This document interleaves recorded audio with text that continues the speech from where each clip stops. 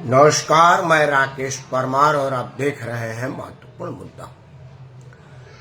मित्रों, आज का महत्वपूर्ण मुद्दा है भारत को तोड़ने का हर संभव प्रयास फेल होने के बाद अलग अलग तरीके का जुगाड़ सोचना, अलग अलग तरीके के विकल्पों पर विचार करना, और यह सब हो रहा है हमारे देश के राजनीतिक दलों के द्वारा, एनजीओ के द्वारा और कुछ वकीलों के द्वारा। दो तीन उदाहरण आपको दूंगा, आप समझ जाएंगे। एक देश के बड़े होनहार आदमी है, आज तक मैं नहीं समझ पाया कि वो किसान हैं, बेरोजगार हैं, वैज्ञानिक हैं, मतलब वो हर चीज है, हर जगह मिलते हैं। सलीम भाई उनका नाम है, हालांकि अपने आप को योगेंद्र यादव के नाम से प्रचारित करवाते हैं, लेकिन असली नाम, घरेलू नाम उनका सलीम भाई ही है।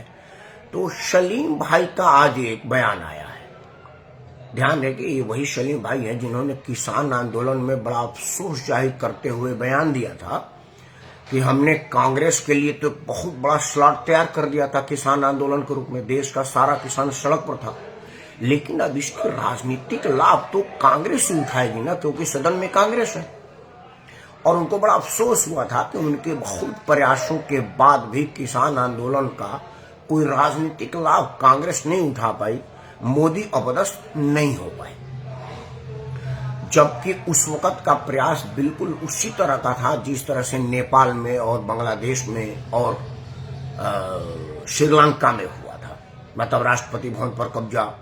उन लोगों ने भी ट्रैक्टर लेकर के भारत के पार्लियामेंट में कब्जा करने का प्रयास किया था, लेकिन एक तो हमारी संगठनात्मक मजबूती ऐसी है, देश के सेनाओं की चरित्र ऐसा है, और सेवा में लगे हुए सिपाहियों के बल पर वो लाल किला तक पहुंच पाए थे, संसद तक पहुंचने नहीं दिया था लोगों ने। बाद में कुछ लोगों को भी लगा, क्योंकि पुलिस वाले को सीधे ट्रैक्टर से कुचल देने जैसा कुल काम हुआ, मतलब ठीक उसी तरह का हुआ जो श्रीलंका में हुआ, नेपाल में हुआ, बांग्लादेश में हुआ, लेकिन भारत में करने के बाद भी सदन तक, संसद तक, राष्ट्रपति भवन तक पहुंच नहीं बना पाए। प्रयास उससे ज्यादा खतरनाक हुआ था। लेकिन अब अंततः में कांग्रेस के लिए जो फील्डिंग की वो नहीं हो पा रही थी। उसके बाद किसान आंदोलन के नाम पर देश के दिल भारत राजधानी को घेर करके महीनों दिन तक बंधक बना दिया गया, तब भी कुछ सफलता नहीं मिली।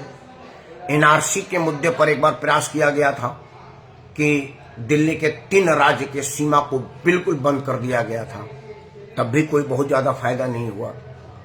एक प्रयास हुआ था कि अमेरिका का राष्ट्रपति जब तो दिल्ली को दहला दिया जाए ताकि यह मामला अंतर्राष्ट्रीय हो जाए, लेकिन तब भी भारत के राजनीतिक शख्सियतों की विश्वसनीयता अमेरिका के राष्ट्रपति को भरोसे में लिया, और अमेरिका के राष्ट्रपति ने कहा कि यह आतंकी कृत्य थी। भारत सरकार ने पुरजोर कोशिश किया और इसको दमन किया। उसको तो राके एक अधिकारी को 56 छुरा मार करके घायल करके अंतर्राष्ट्रीय करने का प्रयास हुआ। मतलब हर बार देश के विघटनकारी लोगों ने नेपाल, श्रीलंका, बांग्लादेश, अफगानिस्तान और पाकिस्तान से ज्यादा बदतर करने का प्रयास किया, लेकिन यह मोदी अलग मिट्टी के बने हुए हैं, उन पर बहुत ज्यादा सफलता नहीं मिल पाई। अब एक ताजा बयान आया है वोट चोरी का।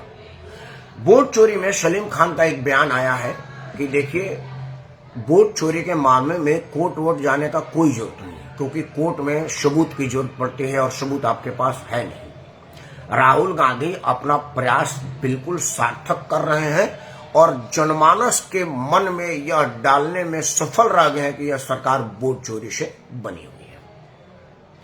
साजिश कितनी गहरी है समझ लीजिए कि उसका अपना रणनीतिकार कह रहा है कि भाई कोर्ट में जाएंगे तो सबूत की जरूरत पड़ेगी, और सबूत आपके पास है नहीं, क्योंकि वोट चोरी असल में हुई नहीं है। और आप झूठ बोलने में, बयानबाजी करने में, बकवास करने में हमारे देश में किसी तरह की कोई रोक नहीं, आप कुछ भी बोल सकते हैं, और आप बोल रहे हैं। और यह बोल करके आप लोगों के मन में कंफ्यूजन क्रिएट करके सरकार के प्रति अविश्वास उत्पन्न कर रहे हैं, और वो हो रहा है, सफल भी हो रहा है, ऐसा सलीम खान का मानना है। मित्रों, यह सब साजिश देशी विदेशी हर तरह की है। अब जो कुछ चीजें टेस्टेड है और सफल हो चुकी हैं वह है कि इस देश को कमजोर कैसे किया जाए, इस देश को कैसे तोड़ा जाए, इसके विकास प्रवाह को कैसे रोका जाए। तो विदेशी शक्तियों ने देशी लोगों के माध्यम से एक शोध किया। उन्होंने इतिहास नोआखाली के जमाने से लेकर के अब तक का हिंदू मुस्लिम दंगे का आकलन किया, तो पाया कि इससे भारत के अखंडता पर, भारत के विकास पर कुछ खास असर नहीं पड़ रहा है।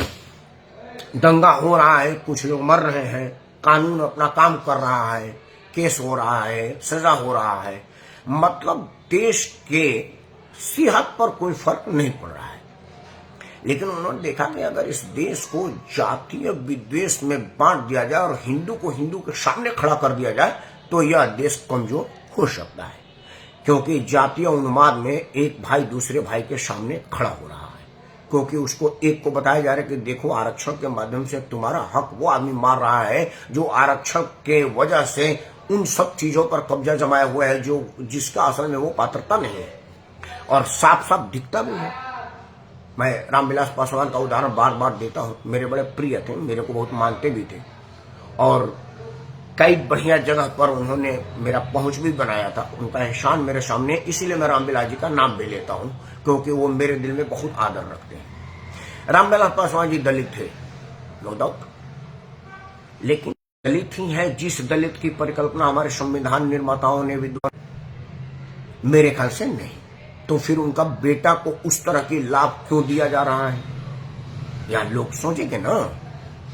आज दलित की नाम लेकर के रोल्स रॉयस पर एक आदमी घूम रहा है जिसको कल तक भोजन की कमी थी, वो देश के घातकों के साथ मिल करके काम करता है। यह बात अब स्पष्ट हो गया है, क्योंकि इतनी बड़ी किस धंधे में चंदा है कि एक आदमी जो पैदल था अब वो रोल्स रॉयस पर आ गया। तो देश के दुश्मनों ने जॉर्ज सोरोस जैसे ओपन फंडिंग करने वाले और कुछ एनजीओ के माध्यम से जो विदेशी शक्तियां फंडिंग कर रही हैं, उन्होंने अपने देश में हिंदू के सामने हिंदू को खड़ा कर दिया है, और हिंदू हिंदू से लड़ेगा, मुसलमान चुपचाप मजा लेगा, यह देश अपने आप टूट जाएगा या इसका विकास का प्रवाह रुक जाएगा। क्योंकि जब विकास की बात आएगी तो भाई भाई से लड़ता हुआ पाया जाएगा। इसका उदाहरण में लोगों ने जो सोचा, नोआखाली से लेकर के अब तक के जो घटना हुआ है, दंगे हुए हैं, धार्मिक दंगे हुए हैं, उसको देखा गया, और जब जातीय लड़ाई हुआ है उसको देखा गया तो पाया गया कि जातीय लड़ाई में जब हिंदू हिंदू के सामने आया है तो इस देश को ज्यादा नुकसान हुआ है। दो उदाहरण दूंगा तो आप समझ जाएंगे। 90 के दशक में चीन हमसे बहुत पीछे था, विकास दर हमारा ज्यादा था, प्रोडक्शन हमारा ज्यादा था, एक्सपोर्ट हमारा ज्यादा था, घरेलू उत्पाद क्षमता हमारा ज्यादा था। विदेशी शक्तियों ने इसको भांपा और देखा कि भाई यह भारत, अमेरिका, चीन, जापान सबसे आगे बड़ी तेजी से निकल रहा है, इसके प्रवाह को रोका जाए।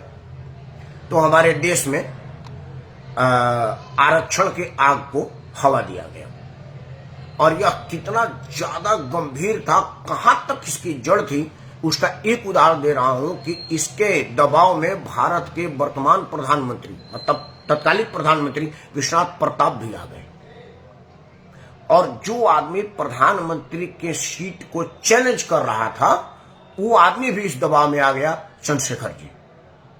देवीलाल एक बहुत बड़ी रैली कर रहे थे और उस देवीलाल के रैली को हवा विदेशी शक्तियों के द्वारा मिला गया, और सरकार को यह कहलवाया गया कि यही मौका है कि तुम अमर हो जाओगे और आरक्षण के आग को और ज्यादा फैला दोगे। तब उन्होंने मंडल कमीशन की रिपोर्ट लगाया, और हमारी पूरी शक्ति आरक्षण भगाओ और आरक्षण बचाओ में अब तक उलझी हुई है। आज भी हम उसी में लड़ रहे हैं। आज भी हमारा देश का नौजवान पढ़ाई के लिए आंदोलन नहीं कर रहा है, दवाई के लिए आंदोलन नहीं कर रहा है, आगे बढ़ने का आंदोलन नहीं कर रहा है। हमको पिछड़े में डालो इस बात के आंदोलन हो रहा है। ये जो मराठा आंदोलन था वो सारे शिवाजी के वंशज अपने आप को पिछड़ी जाति में डालने की लड़ाई लड़ रहे हैं, और देश का कोई ना कोई भाग, कोई ना कोई हिस्सा इस बात के लिए आंदोलित है कि हमको ओबीसी में डालो, हमको एसटी में डालो, हमको एससी में डालो, हमको फलाने में डालो, और विकास पर कोई चर्चा नहीं। आज उसका असर हुआ कि चीन हमसे ज्यादा विकसित हो गया और उसका एक्सपोर्ट दुनिया में ज्यादा हो गया। अमेरिका को चैलेंज कर रहा है अपने प्रोडक्शन दल पर, अपने एक्सपोर्ट के दम पर, और हम उससे पीछे रह गए हैं।